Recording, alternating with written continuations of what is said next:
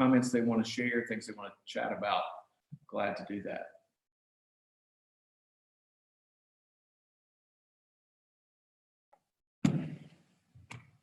I've got Scott Howard and Donna Schultz and Andrew Howard helping me out monitoring this. And so they're on the phone. That's why I have my earbuds in, because I can't make out the screen. It's too small. And they don't make glasses that big, I don't think.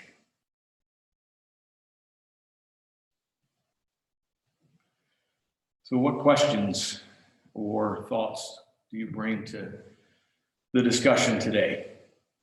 What's on your mind after hearing that passage from 1 Peter and after hearing my reflections on hope?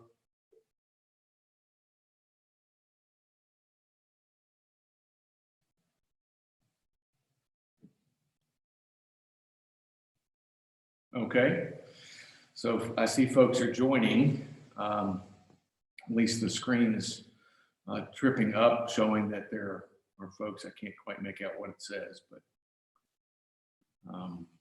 how does help me understand how that idea about hope, the things that I said about hope today, connected with you or didn't connect with you, and maybe why they didn't connect,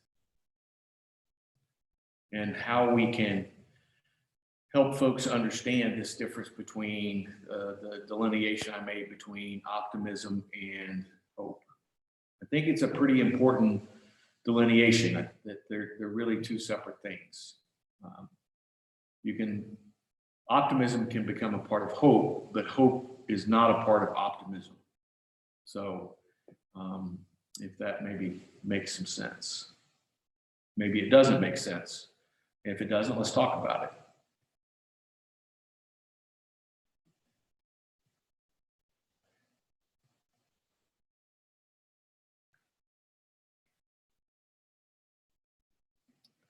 What gives me hope in this pandemic? I don't think this is off topic at all, Paxton.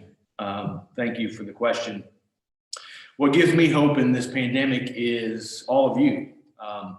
The ways in which you are adapting and the ways in which you are sheltering at home, the creative ways that you're finding to engage your children and grandchildren, the creative ways that you're finding to engage your neighbors and connect with them, the ways in which you're keeping contact with people. What gives me hope is watching compassion unfold in the world, right? Compassion, suffering with is what that literally means, being with in the midst of the challenges of every day. And so being with people, seeing the ways in which, even when you can't physically be with them, you are with people because you are supporting them emotionally, you're supporting them financially, you're supporting them by giving of your time and your energy to make masks. I know that there are folks in the congregation who have been cranking out masks to share with folks that need them. We had something like 35 volunteers, maybe 40 volunteers, maybe it's even a little bit higher for the last Harvester's mobile food pantry, and we maintained that social distance. It wasn't easy, it was challenging, but we serve twice the number of folks that we typically see on the first Monday of the month. That is what gives me hope in this pandemic. Thanks for the question.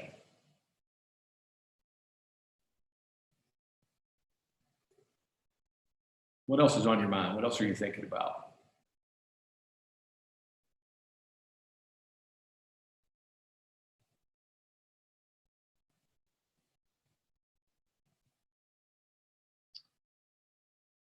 What questions do you have about what's going on? Maybe it's not just about the sermon that you want to chat. Maybe you've got questions about what's happening in hope to share. I'm not sure exactly, Vicki, what you mean with regard to that. Do I have hope to share? I think the hope, the things that I just identified, the very particular ways that I am witnessing, and I'm reading stories on Facebook, and I'm in personal conversations with folks that people are engaging in, where they're sharing this this work of making sure people are fed, and when they're making sure folks have masks, and that they can use those to get out in the public and to engage people in that context. I think that's a sign of hope. When people are practicing compassion, I think that is hope that is shared. That I'm not sure that I'm getting right at what you're asking, and so if I'm not, if you could help me understand a little bit further what it is you're asking, I'm glad to continue to respond.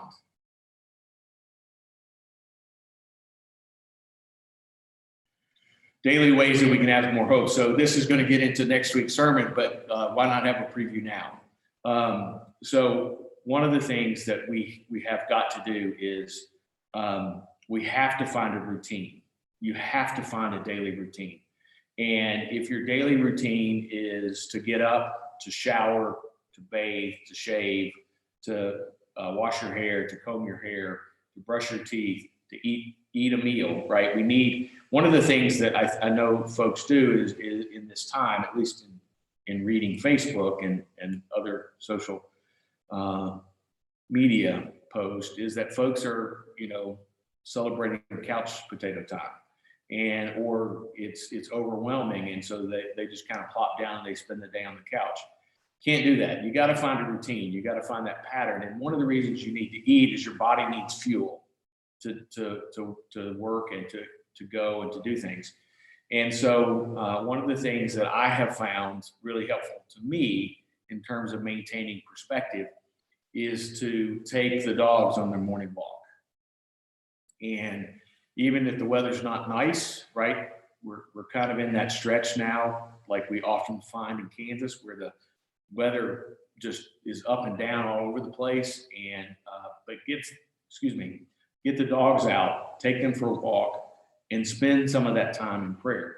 One of the things that I'm doing each morning is that morning prayer time that I invite folks to here on Facebook as well as YouTube. That's just my morning prayer ritual. Modified a little bit for the medium, modified a little bit for Facebook and for YouTube, because one of the other things that's important to me in that is to have a period of silence. And that doesn't play well on video. And so I would encourage you to find some time to have silence, but find that routine. That's, I think, the first thing that we have to do is we have to find that routine. And then we have to live that routine. And it's going to be new. It's going to be different. And set up times, set up a schedule. It can include work time. It can include play time, exercise time, time to eat, right? Time to eat lunch, a time to eat dinner. And it can include some other recreation time. Maybe it's game time with children, or game time with friends over Zoom or Google Hangout, or some other form. And so it's a chance, but find that pattern. I think you've got to find that pattern as a part of your daily routine. Otherwise, you kind of get sucked down into a hole that's hard to get out of. And so that's the first thing. And then to recognize that you can still do meaningful things. You can still do meaningful work. You can still do meaningful volunteering. You can still do meaningful service. You can still do meaningful learning in this time. Just because everything is seemingly shut down around us, it isn't. It's just a matter of us needing to shift how we see what's happening around us. And I know all of this is much easier said than done. And trust me, it is not always easy at our house. It's not always easy for me. We struggle with this, trying to find, we get out of sync on that routine, or we, wonder what's the point of it? Why are we bothering? Why are we trying? But keep coming back to that routine. And, it's one of the things that I have learned. You do this practice, you do this practice, you do this practice. The practice is not so that you become perfect. The practice is so that when you need it in that moment, it carries you through.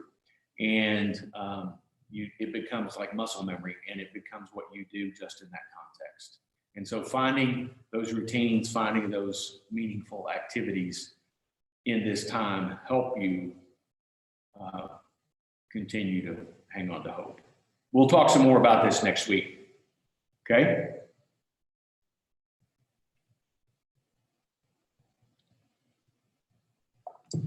Yeah, I think so. The question is, if we don't have goals, does that mean we don't have hope, according to the way I define hope in the sermon today? I think that it's important. Now, the goals, they don't have to be that you're going to become, a defensive end for the Kansas City Chiefs.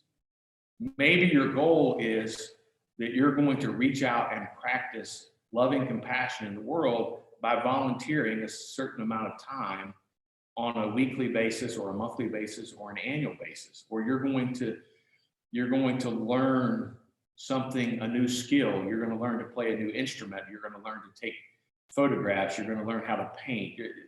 The goals, right? If we're just going through life and we're just going from one thing to the next as it comes at us, we're not walking into tomorrow with any intentionality. We're just walking into tomorrow. And so I think that one of the challenges is finding ways to be intentional about the way we live, right? The Christian faith is not something we just do happenstance. It really calls for a deep sense of intentionality.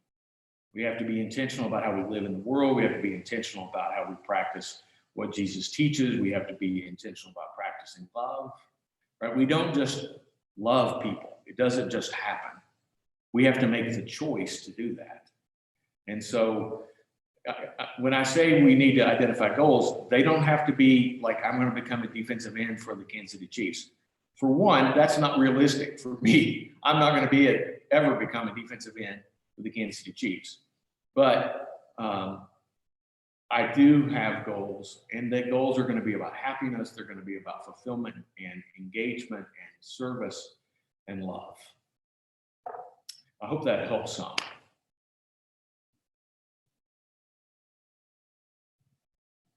These are great questions.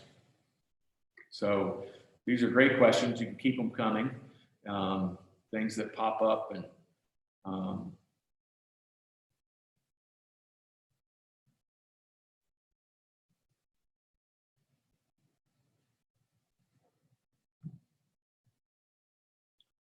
yeah, so one of the things one of the reasons I'm thinking about my request to you is, one, write down your definition of hope.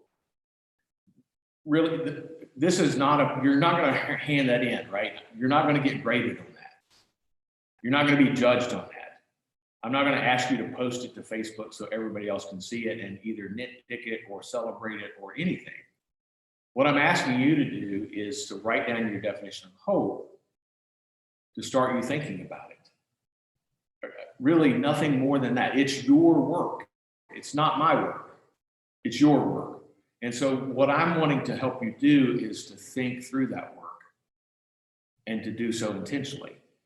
And so I'm asking you to do that now at the beginning of this process, and maybe at the end, your understanding changes some. Maybe it doesn't.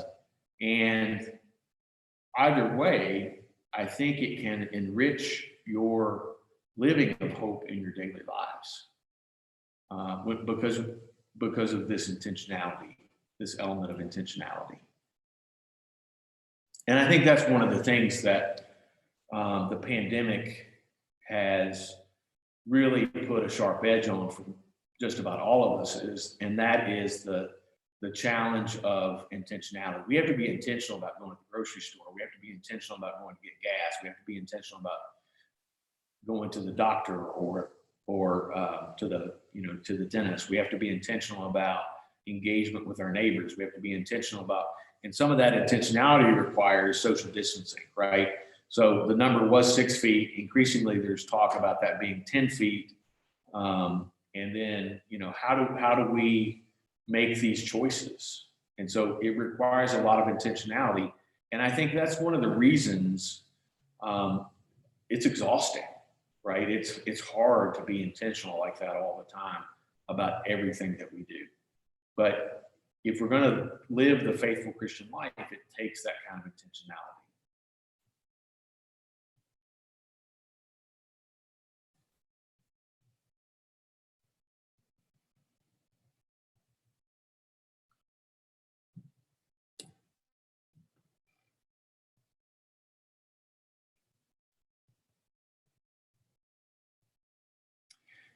Yeah. So Michelle, thanks for those comments and that input. It is a big challenge. You know, one of the things that has kept going through my mind is a memory, and I can't remember if it was 1977 or 1978, but in Tennessee, we went to where I grew up. You know, there are no straight roads. Everything is down a hill, up a hill, and around a curve. And lots of times those curves are fairly sharp. And we had a lot of ice. And we went to school, I think, like 2 days in the month of January and February. And it was this extended break. And you know, we went back maybe like one day after Christmas break, and then we went like one day in February or something like that, something crazy. And one of the things that I be just I wasn't intentional about this. It just kind of seeped into my mind. Is that early on in this process, I viewed this as an extended snow day, right? We had a blizzard and everything had to shut down. Well, I mean, there in no way is that what this pandemic situation is. This is not a snow day. It's not an extended break in January and February. This is hard work. And, you know, we are probably halfway through the safer at home, work at home. You know, the schools have already made the call that they're not returning this year. There's questions about how they'll do school in the fall.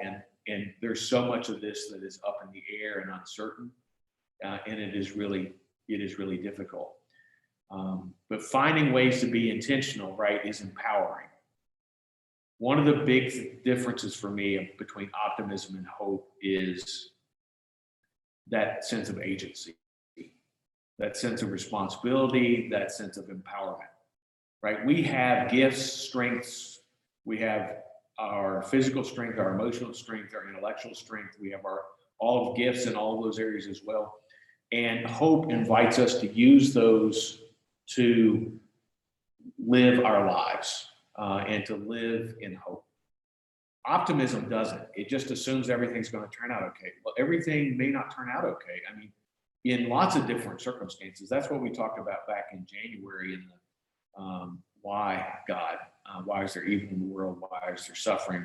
What does all this mean? And we explored that then. And so, yeah, I mean, it's important to find hope, and hope can sustain us even when the circumstances are difficult and challenging. And it's so much better, it's so much stronger than optimism in that regard, because optimism, when it collapses, it all comes apart. There was a novel out, I think it was made into a movie a couple years ago, entitled Unbroken. And it talks about the story of a World War II B-24 crew that crash, and 3 of them survive. 2 of them make it out that are picked up by Japanese ship and are then taken into a POW camp, prisoner of war camp. And in the book, the author, telling the story of this individual, talks about the folks who made it. And the folks who made it were not the folks who were optimists. They were not the folks who were optimistic, believing that everything was going to turn out okay. It was the realists who had a sense of hope. They acknowledged the reality that they were facing, but they could imagine what tomorrow could look like and would look like, and they worked towards it, even recognizing how difficult that would be. And James Stockdale, Admiral James Stockdale, talks about this in his experience of being a prisoner of war in Vietnam as well. And I think on the internet it's called the Stockdale paradox. But you know, he talks about this challenge of acknowledging reality, but walking towards tomorrow and what it can be, and being intentional about working towards it. Great comment.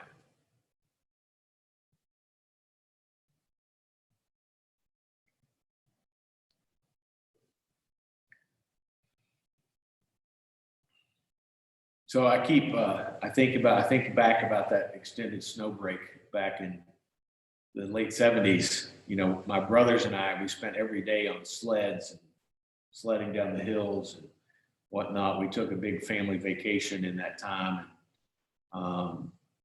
It was a great experience in that regard, but we also went to school till the end of June, and we extended the school day by 30 minutes. And so we went till 3:30 every day. At that time, all the schools were on the same schedule. So school started at 8, we went to 3:30, and we went on Saturdays.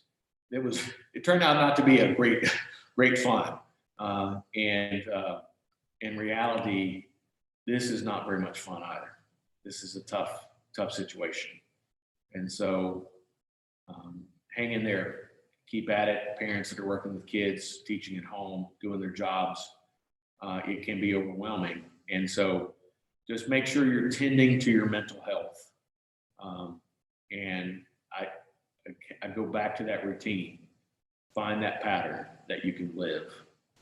Doesn't mean you can't ever change it. Doesn't mean you can't ever step away from it, but find that pattern, that routine. It helps you. Okay.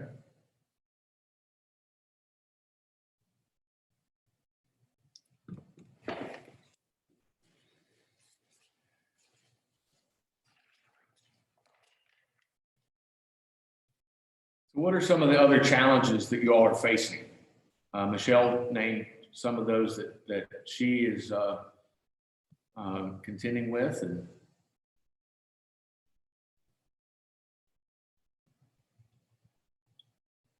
what are some of the other challenges you all are facing?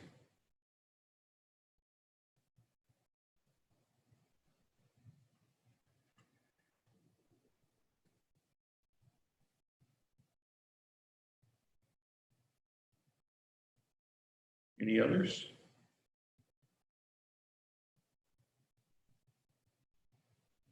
Okay.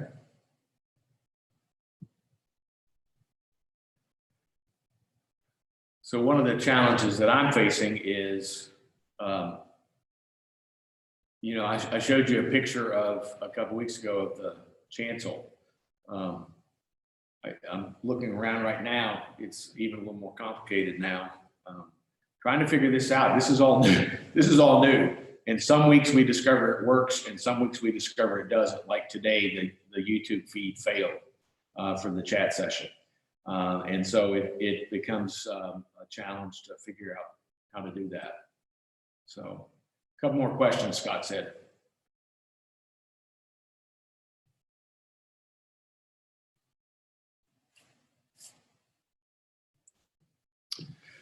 Yeah, so those are challenges. Michelle identified loneliness, and BJ identified. Scott, could you give me those again?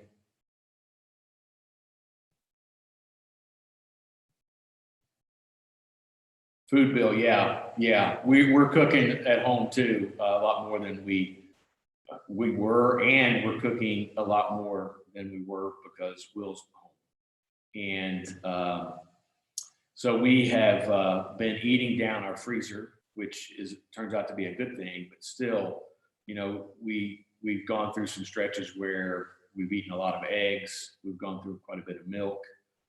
Bread has been a challenge. That's one of the reasons I baked that communion bread at the end of last week. Was I was really starting to having trouble finding loaves of bread that I could use for communion, and so I figured I'd just make some. But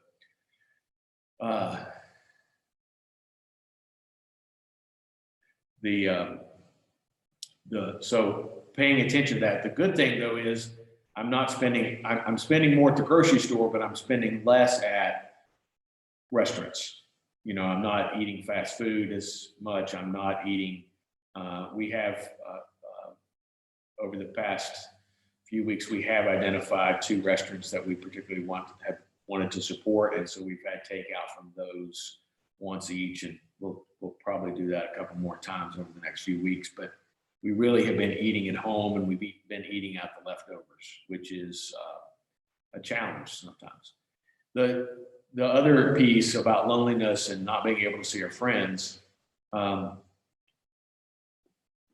of the things that I have been trying to do in this time is I've been trying to reconnect with old friends, folks that I went to college with, folks I went to seminary with. We've been in touch.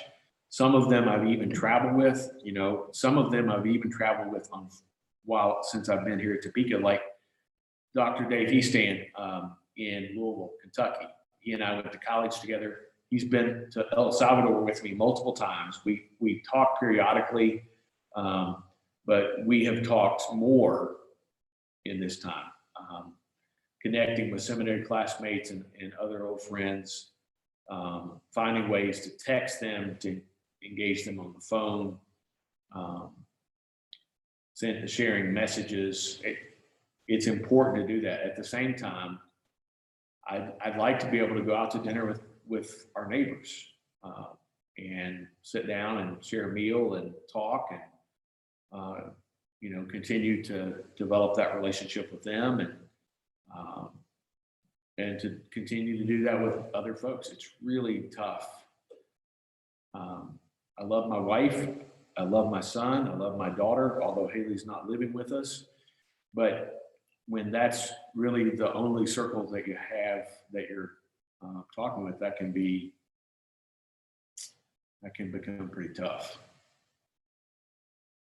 Okay.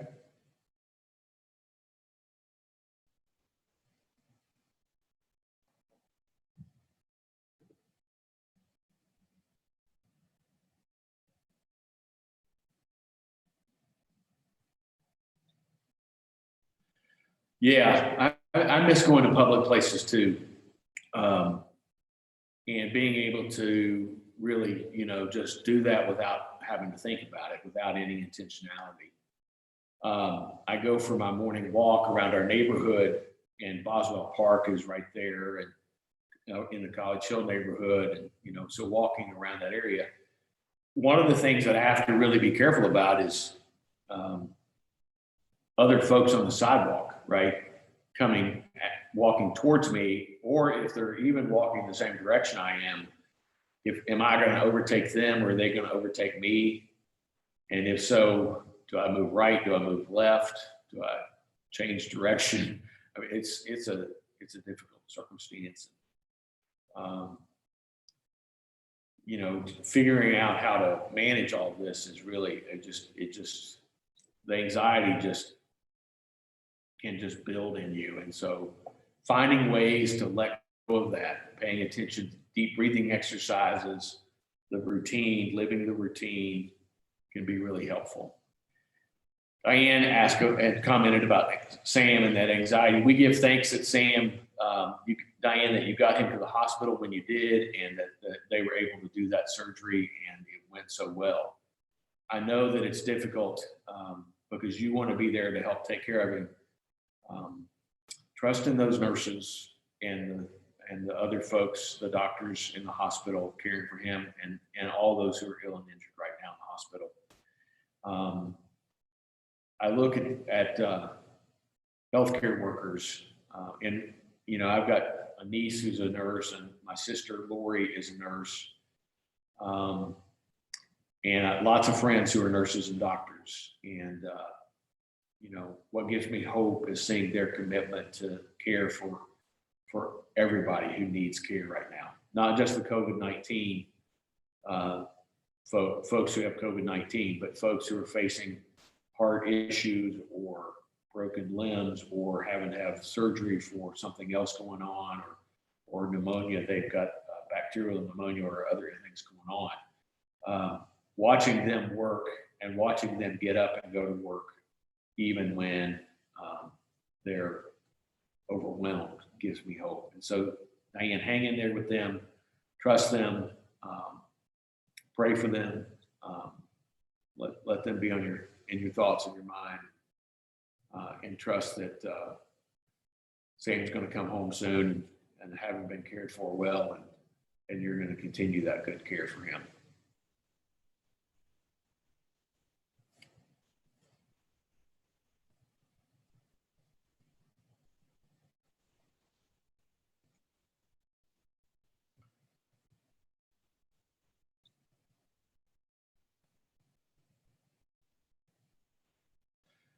Yeah, so a couple folks engaging, figuring out what it means and how to let go of control.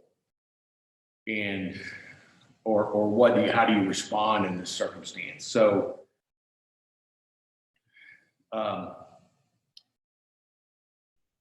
you may not like this.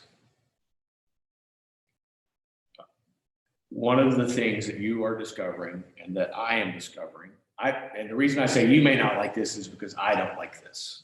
Okay, so I'm projecting onto you my own dislikes. I can control nothing. Let me say that again. I can control nothing except myself. That's hard. That is a hard fact of life. And to live that out is really difficult. And finding ways to engage in the situation, particularly when you are called to lead or you're part of a program or an opportunity that serves other people, and your task is to plan and develop and put together programming for other people. It's really difficult because suddenly that is out the window. You know, one of the most difficult things for me in terms of Sunday worship, beyond the technology challenges, is the challenge to sit in this space right here. And I can see you where you sit. I can see you even when you move around. But you're not here right now. And there's not that feedback. There's not that give and take. And there's something distinct about that for me personally that I really miss. But there's really not anything I can do about that. And so all I can do really is to offer you who I am and what I have to give. So figuring out ways to let go and to come to terms with that, it might mean that you have to make some big changes in your life. The reality is, again, though, we can control nothing. We are in control of nothing except ourselves. Some of the folks who were a regular part of the centering prayer gathering have heard me say before, as a part of that practice, there would be the reading of a psalm and then a period of silence. And one of the things that always would strike me in listening to the Psalms is none of us have to be God. Not one of us. Nor do we need to be. And sometimes in our modern culture, I think we are particularly challenged in facing that reality. Because we are powerful. We do have power. We do have authority. We do have great resources at our disposal. And but recognizing that we not only cannot control anything really, it can also become a blessing to discover that we don't, because it helps us move into a deeper awareness of God in our lives, and that can be a good thing. One of the other challenges, this is a different moving away from Sunday morning, is kind of thinking about Diane and Sam in that circumstance. It's hard for Donna and I. We're used to connecting with you face to face. We're used to being in Sunday school classrooms and youth group meetings and in meetings face to face, and we're used to being with you in the hospital surgery waiting rooms, and we're used to coming in. I'm used to coming in and having prayers with you before you have surgery. And you know, one of the things I hated, Diane and I talked a few times while Sam was in surgery last weekend, what I hated for her is that she had to be there by herself, that I couldn't, be there. So I have, just had to do what I could, which was over the phone. And so that's a tough transition for us to trying to figure out what that looks like and how that operates.